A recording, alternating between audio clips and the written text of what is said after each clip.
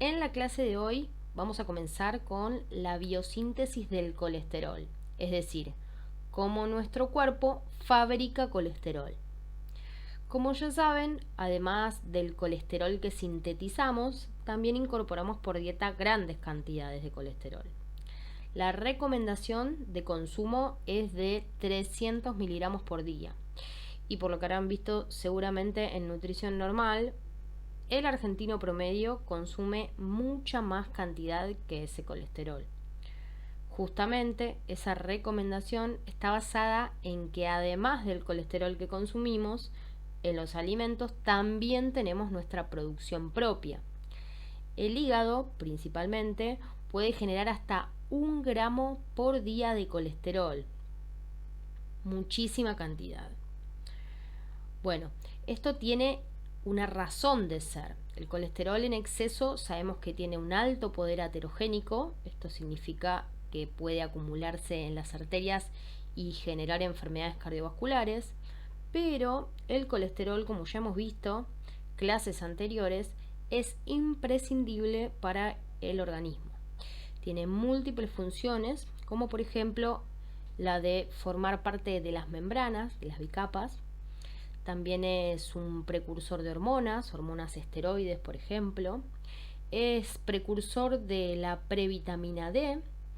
Además, el colesterol interviene en la síntesis de ácidos y sales biliares. En la clase de hoy vamos a desarrollar ese tema en el final. Y también sabemos que el colesterol es una importante sustancia a nivel del sistema nervioso central, ya que forma parte de las sustancias que recubren las vainas de mielina. Vamos a llamar colesterol exógeno a aquel que proviene de la dieta que consumimos con los alimentos. Y como ya saben, se encuentra únicamente en alimentos de origen animal, como carnes, manteca, huevos. Son los principales alimentos fuente de colesterol. Y vamos a llamar colesterol endógeno a aquel de síntesis propia. También se lo llama síntesis de novo colesterol. Puede ocurrir que una persona en su análisis de laboratorio presente elevadas cantidades de colesterol. Es importante reconocer a qué se debe, de dónde viene ese colesterol elevado. Si es de origen exógeno, haciendo ajustes en la dieta, restringiendo el consumo de colesterol, seguramente mejoren sus valores. En cambio, si luego de restringir el consumo persisten los niveles elevados de colesterol en sangre, seguramente estamos hablando de un exceso de colesterol endógeno, que solamente va a bajar con la administración de fármacos. El hígado, además de sintetizar colesterol a partir de acetil-CoA, también lo va a almacenar en forma de colesterol esterificado. También va a recibir el colesterol proveniente de la dieta. El hígado también transforma el colesterol en ácidos y sales biliares. Y por último, también va a ser el encargado de excretar el colesterol a través de la bilis para que luego pueda ser eliminado en materia fecal. Miren todas las funciones importantísimas relacionadas con el metabolismo del colesterol que lleva a cabo el hígado. Sintetiza, recibe el colesterol, lo almacena, lo transforma en otras sustancias y además lo excreta. Bueno, comencemos entonces con la síntesis de colesterol. Vía que vamos a incorporar al cuadro de rutas metabólicas que venimos haciendo. Ya dijimos que se va a sintetizar principalmente en hígado. Ese es el sitio tisular principal. También se va a fabricar algo de colesterol en la piel, en la glándula suprarrenal para la síntesis de hormonas esteroides. Pero el principal órgano que fabrica colesterol es el hígado.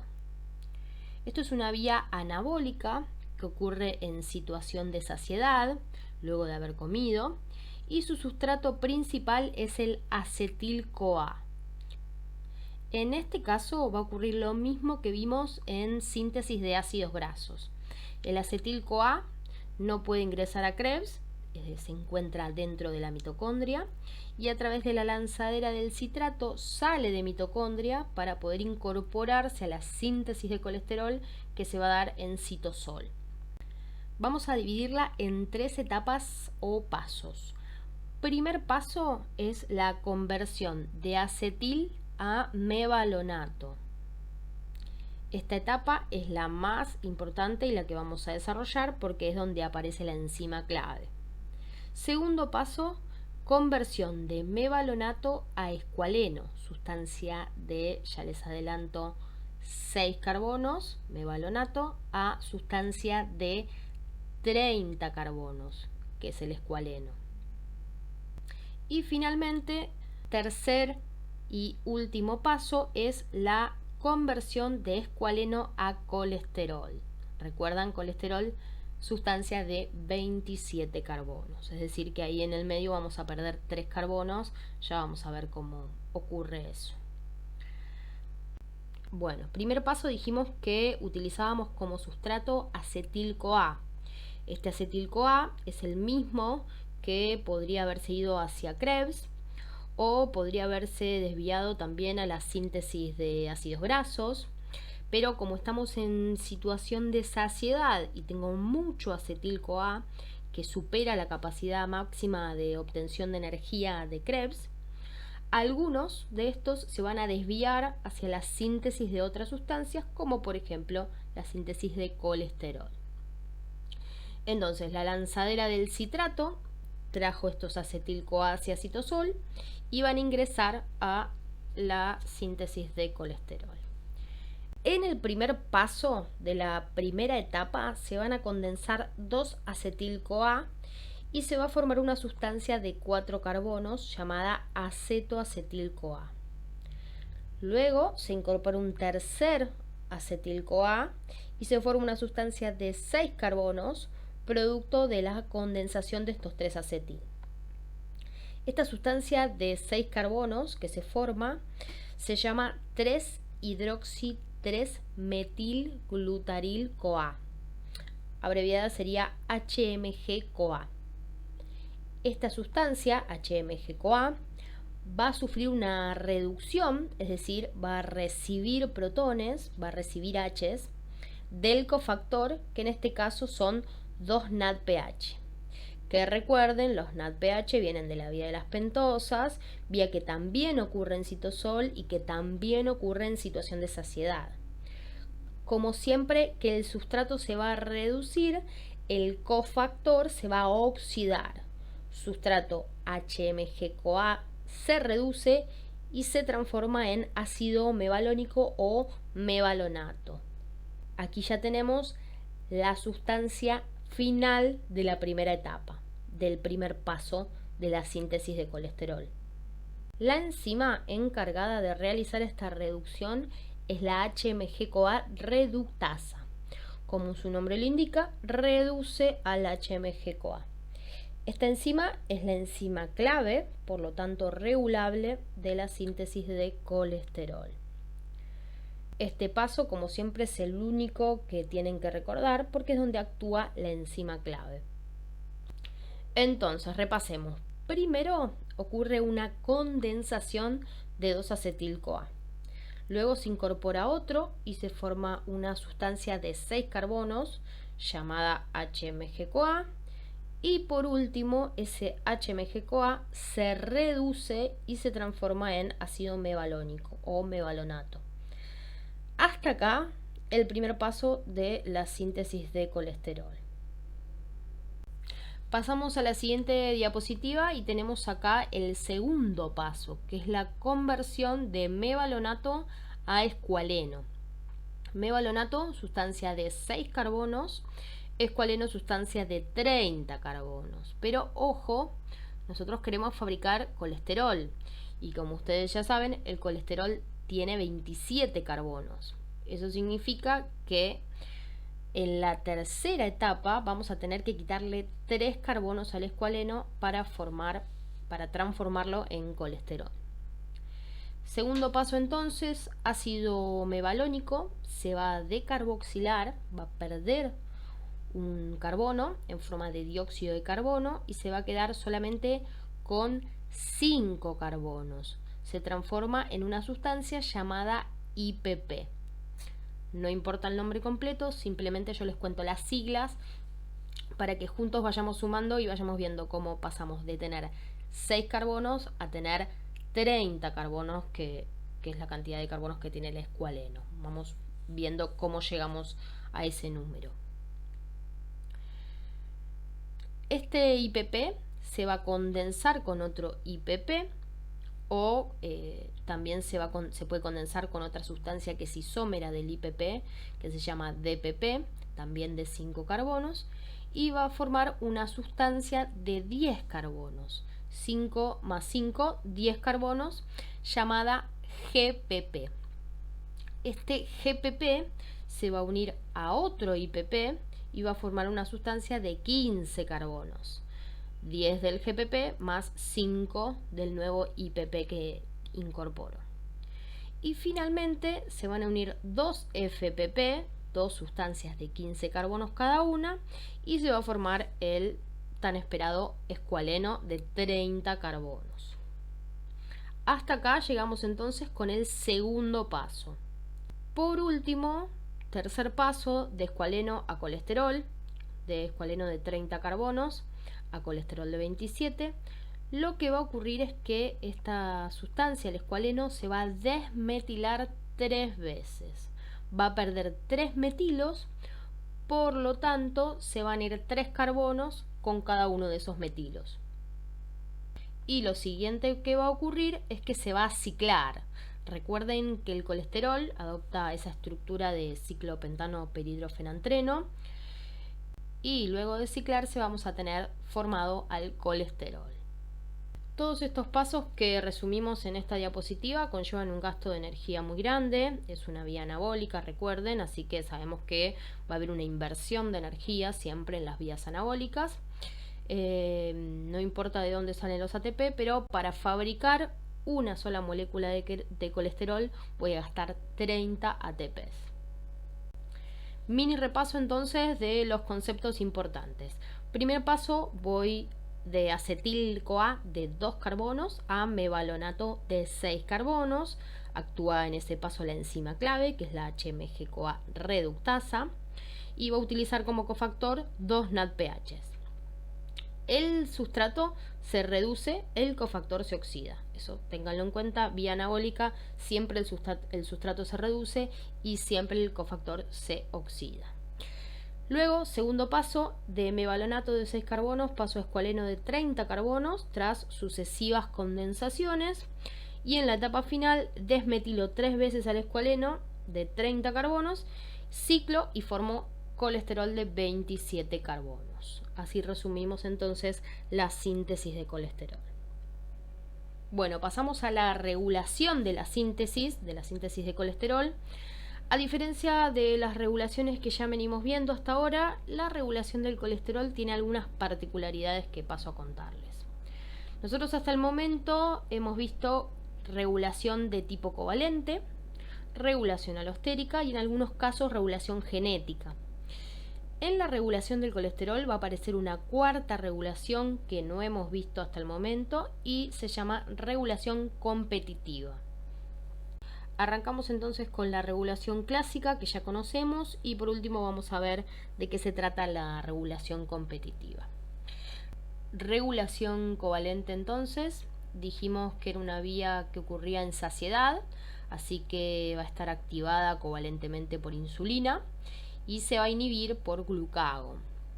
Por otro lado, la regulación alostérica, si tengo mucho acetil, ese acetil por ser sustrato va a estimular alostéricamente a la enzima clave, a la HMG-CoA reductasa, la va a estimular a que trabaje más. Y el colesterol, que es el producto de esta vía, lo va a inhibir alostéricamente. Inhibe por producto el colesterol, activa por sustrato el acetil-CoA. Por otro lado, el colesterol va a reprimir genéticamente a la síntesis de la enzima clave. Recuerden que cuando vimos distintas regulaciones el cuatrimestre pasado, en la regulación de cantidad, que era la regulación genética, no decíamos activar o inhibir, sino que decíamos reprimir o estimular. En este caso, el colesterol, además de inhibir alostéricamente por producto, también reprime genéticamente la síntesis de esta enzima clave. Le dice al núcleo de la célula que deje de sintetizar HMG-CoA reductasa. Entonces tengo regulación covalente, activa insulina e inhibe glucagón. Tengo regulación alostérica, activa sustratos e inhibe los productos. Y además tengo regulación genética, que es la regulación de cantidad. El colesterol reprime la síntesis de nuevas enzimas. Con todas estas regulaciones no deberíamos tener ningún problema en la regulación de la síntesis del colesterol. Sin embargo, sigue habiendo gran parte de la población, mucha gente con niveles elevados de colesterol en sangre. Por eso existe una cuarta regulación, que es la regulación competitiva por fármaco. Pasamos a la siguiente diapositiva y acá podemos ver un grupo de fármacos llamado estatinas. Quizás hayan escuchado alguno de ellos, como por ejemplo la simvastatina, la lovastatina, la atorvastatina. Son las más famosas, más utilizadas de todas estas estatinas. Las estatinas tienen una estructura similar a intermediarios de la síntesis de colesterol. ¿Por qué esto se llama regulación competitiva? Bueno, porque estas sustancias son parecidas en estructuralmente a los intermediarios de la síntesis de colesterol, y van a reemplazar a las verdaderas sustancias. Es como decir que engañan, entre comillas, a las enzimas que participan en la síntesis de colesterol y forman sustancias que luego se van a eliminar por orina. Es por eso que se llama regulación competitiva, porque estos fármacos compiten con las verdaderas sustancias intermediarias de la síntesis de colesterol, las verdaderas sustancias intermediarias de la vía. La enzima clave en realidad sigue funcionando, a diferencia de las otras regulaciones que actúan sobre la enzima. En este caso la enzima clave sigue funcionando, pero genera sustancias que luego se van a eliminar, sustancias que no son intermediarios verdaderos de colesterol. Tengamos en cuenta lo siguiente: este fármaco va a inhibir la síntesis endógena, pero si yo sigo incorporando grandes cantidades de colesterol por dieta, voy a seguir teniendo colesterol alto. No tiene sentido no adecuarse, no adherirse a una dieta baja en colesterol si yo tomo el fármaco. Este fármaco no va a actuar sobre el colesterol exógeno, solo va a actuar sobre el colesterol endógeno. Aclaro esto porque en el consultorio se van a encontrar con mucha gente que cree que una vez que está medicado ya puede liberarse en la dieta y comer libremente, y no es lo correcto. De hecho, hay un protocolo de administración de estos fármacos. Primero lo que se debe hacer es probar con una dieta, y si al cabo de 6 meses el colesterol sanguíneo sigue estando elevado, recién ahí se administran estos fármacos. Además, vale aclarar que, como todo fármaco, tiene sus pros y tiene sus contras. Esta es una sustancia, una medicación muy efectiva que reduce hasta un 60% los niveles de colesterol en sangre, pero puede producir también daño hepático, rhabdomiólisis, que es la ruptura de fibras musculares, y esto puede producir síntomas como debilidad y dolor muscular, disfunción renal. O sea, para el organismo no es gratis consumir ningún tipo de fármaco. Siempre van a tener sus beneficios y sus contraindicaciones. Bueno, por último nos queda ver síntesis de ácidos y sales biliares. Vamos a comenzar por describir qué es la bilis. Componentes de la bilis: tenemos a la lecitina o fosfatidilcolina. Es un fosfolípido, una sustancia que ya sabemos que es anfipática. Esto quiere decir que tiene una parte polar y otra parte no polar, y es por eso que va a poder formar uniones tanto con el agua como con las grasas. También va a haber colesterol, como les decía hace un rato, uno de los distintos destinos del colesterol era formar parte de la bilis. Esta es una vía de excreción del colesterol. Después tenemos como componente de la bilis a los ácidos y sales biliares. Estos son derivados del colesterol, es decir, que son sintetizados a partir de colesterol y son los que realmente cumplen esta función de emulsionante dentro de la bilis, los que van a emulsionar las grasas. También tenemos pigmentos como la bilirrubina. La bilirrubina es una sustancia que proviene de la degradación del grupo hemo principalmente de la hemoglobina, de la mioglobina, de los citocromos. Esta bilirrubina es de color amarillo anaranjado que en contacto con el oxígeno del ambiente se va a tornar de color verdoso. Es lo que da color a la materia fecal. Además de estos componentes orgánicos, tiene otros componentes inorgánicos como por ejemplo el agua. Entre un 90 y un 95% de la bilis es agua. También podemos encontrar calcio, sodio, potasio, bicarbonato, todos componentes inorgánicos de la bilis. Entonces, ¿cuáles serían las funciones de la bilis? La bilis va a intervenir en la solubilización de las grasas dietarias, formando las micelas a nivel intestinal. Y también la bilis es una vía de excreción de ciertos compuestos, como les decía recién, ácidos y sales biliares, pigmentos como la bilirrubina, fármacos, toxinas, colesterol. Todos estos son sustancias que se van a excretar a través de la bilis. Van a utilizar la bilis como vía de salida. Si hablamos de enfermedades relacionadas con la vesícula y con su función, la más común de todas es la colelitiasis. No sé si han escuchado este nombre, pero no es nada más ni nada menos que cálculos o piedras en la vesícula. Esta es una patología bastante frecuente y se da cuando hay un desequilibrio en la composición de la bilis. La bilis, como ya dijimos anteriormente, está compuesta principalmente por ácidos biliares, por colesterol y por lecitina, por fosfatidilcolina. Estos tres componentes se encuentran en solución dentro de la bilis. Cuando alguno de ellos se eleva por encima de los otros dos, se va a generar un desequilibrio. Este desequilibrio generalmente es ocasionado por un exceso en el colesterol, va a generar la precipitación y la formación de cálculos que generalmente están compuestos por monohidrato de colesterol. Estos cálculos pueden obstruir el conducto de salida de la bilis, el conducto colédoco, y generar los llamados cólicos biliares, que son súper dolorosos. También estos cálculos pueden viajar por el conducto colédoco. En este caso vamos a hablar de una coledocolitiasis, cálculos alojados en el conducto colédoco. Y en el peor de los casos, estos litos, estas piedras, pueden viajar y obstruir otra vía de salida que está cerquita del conducto colédoco. Tenemos el conducto pancreático muy pegado al conducto colédoco, a la altura de la ampolla de váter en el esfínter de Oddi.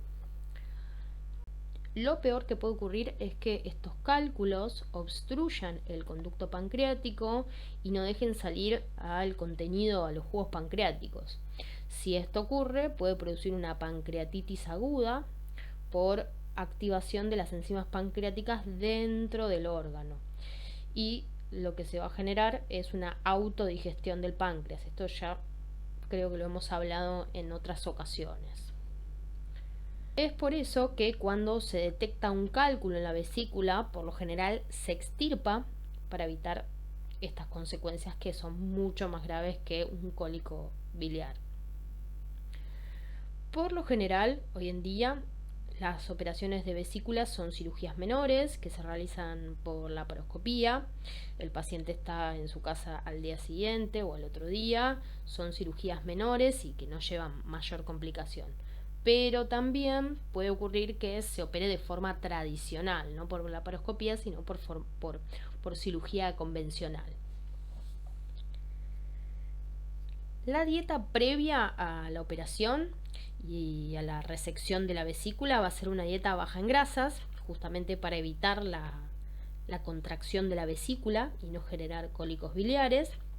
y posterior a la cirugía, de la misma forma, vamos a reducir al mínimo el consumo de grasas y luego se va a ir incorporando de forma progresiva con el transcurso de los días. También hay que tener en cuenta y especial atención con el consumo de fibras. Hay que evitarlas justamente para evitar la distensión abdominal, ya que si bien es una cirugía menor, de todos modos hay una zona lesionada. Bueno, de todo esto que acabamos de ver, lo que nos interesa a nosotros en esta materia es el metabolismo de los ácidos y de las sales biliares. Como dijimos hace un rato, los ácidos y las sales biliares se van a sintetizar a partir de colesterol. El colesterol, como ya saben, es una sustancia de 27 carbonos, que en su estructura tiene el ciclopentano peridrofenantreno y tiene en el carbono número 3 un oxidrilo, que es el lugar donde se puede esterificar con un ácido graso. Este oxidrilo es la única parte polar que tiene la molécula de colesterol. Entonces, si hablamos de ácidos biliares que se van a sintetizar a partir de colesterol, estos van a tener el oxidrilo en el carbono número 3 heredado del colesterol y van a tener el ciclopentano peridrofenantreno. Para transformar este colesterol, que es muy poco polar, lo primero que va a ocurrir es una hidroxilación de este ciclopentano. Le voy a pegar un nuevo oxidrilo al colesterol. La encargada de realizar esta hidroxilación en el carbono número 7 es una enzima que se llama enzima 7-hidroxilasa. No la coloqué en la diapositiva, no es importante que la sepan, simplemente se las nombro. Como vemos acá, estos dos ácidos biliares primarios tienen un grupo alcohol en el carbono 3, que ya venía del colesterol, otro en el carbono 7 que le agregó esta enzima, y por otro lado, esta que está por aquí, el ácido cólico, además tiene otro oxidrilo en el carbono número 12. Esto quiere decir que este ácido biliar es más polar que el que está abajo. Sin embargo, todo el ciclopentano sigue siendo no polar. Entonces, si tengo una sustancia con una parte polar y una parte no polar, voy a obtener una sustancia anfipática, es decir, que puede formar uniones con el agua y uniones con la grasa. Es por eso que puede formar parte de la micela. A estos dos ácidos biliares, el ácido cólico y al ácido queno-desoxicólico, los vamos a llamar ácidos biliares primarios. Estos ácidos biliares primarios salen por la bilis, cumplen su función emulsionante en duodeno y luego a nivel del yeyuno e ilion son atacados por la flora intestinal y los transforma en ácidos biliares secundarios. Lo que hace la flora es deshidroxilarlos, le corta el oxidrilo que se les había agregado en el carbono número 7. Esto, vuelvo a repetir, ocurre en intestino. El ácido cólico se va a transformar en ácido biliar secundario desoxicólico y el ácido biliar queno-desoxicólico se va a transformar en ácido biliar secundario litocólico. Lo otro que puede ocurrir con estos ácidos biliares es que se conjuguen con los aminoácidos glicina o taurina. Cuando un ácido biliar se conjuga con un aminoácido, se va a formar una sal biliar. ¿Por qué estos dos aminoácidos? Bueno, estos dos aminoácidos no son al azar, son justamente estos dos porque son aminoácidos con grupos cargados, con grupo carboxilo, con grupo sulfato. No aumento los oxidrilos en este caso, en el caso de las sales biliares, pero sí sumo aminoácidos con grupos cargados que lo van a hacer aún más polar, más anfipático y mucho mejor emulsionante. Es por eso que las sales biliares son más polares que los ácidos biliares. Si el ácido biliar cólico se conjuga con glicina, voy a formar la sal biliar glicocólica. En cambio, si se conjuga con taurina, voy a formar la sal biliar taurocólica. Si el ácido biliar queno-desoxicólico se conjuga con glicina, voy a formar la sal biliar glicoqueno-desoxicólica. Y si se conjuga con taurina, voy a formar la sal tauroqueno-desoxicólica. Fíjense que es la combinación entre el ácido biliar y el nombre del aminoácido que la compone, para que les sea más fácil recordarlos al momento de estudiar. Por último, vamos a ver que los ácidos y las sales biliares pueden ser reabsorbidas mediante la recirculación o circulación enterohepática.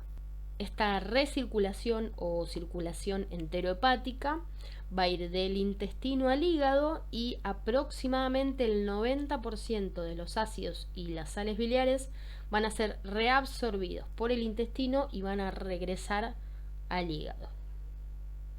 Hagamos un recorrido cómo se produce esta reabsorción. En primer lugar, ya dijimos, el hígado a partir de colesterol va a sintetizar ácidos biliares que pueden o no ser conjugados con glicina o con taurina y formar sales biliares.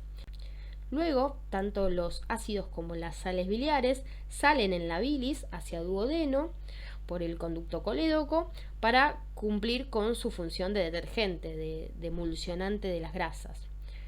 Luego, en yeyuno e ilion pueden desconjugarse por la flora intestinal, tanto a nivel del yeyuno, del ilion como del colon. Puede haber una reabsorción de estos ácidos y de estas sales biliares.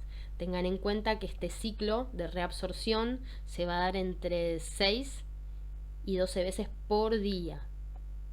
Además de los ácidos y de las sales biliares, en la bilis también teníamos bilirrubina. Dijimos que la bilis era la vía de salida de la bilirrubina. Esta bilirrubina va a ser la encargada de dar color a la materia fecal, como dijimos antes. Otra de las sustancias que podemos encontrar es el coprostanol. Es una sustancia que viene de la degradación del colesterol, que como ya dijimos salió vía bilis y fue atacado por la flora intestinal. Al ser atacado por la flora intestinal se transforma este colesterol en coprostanol y es eliminado por materia fecal. Por último, déjenme decirles algo que no les aclaré antes. ¿Recuerdan el ácido biliar secundario litocólico? Bueno, ese ácido biliar no se va a reabsorber en la circulación enterohepática, se va a eliminar también por materia fecal, no se va a reciclar. La finalidad de esta circulación o recirculación enterohepática es la de reciclar tanto ácidos como sales biliares, justamente para disminuir la síntesis hepática de nuevos ácidos y sales. Bueno, hasta acá llegamos con la clase de hoy. En la próxima clase vamos a ver el último tema que está relacionado con el metabolismo de los lípidos, que es lipoproteínas.